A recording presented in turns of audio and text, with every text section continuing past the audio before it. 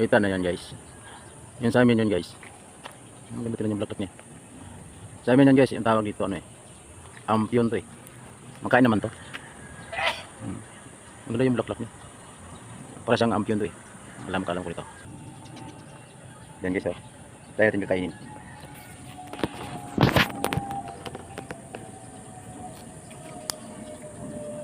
Ampyon to eh.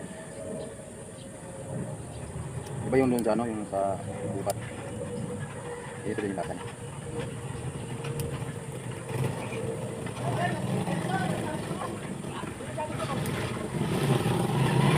Ano yung ampyon sana yung sakit ko?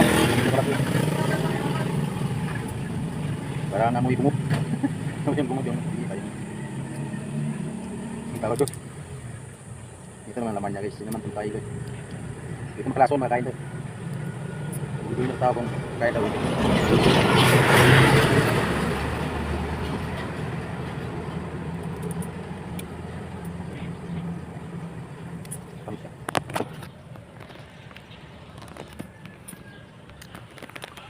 Ganda talaga yung bulaklak niya. Tingnan.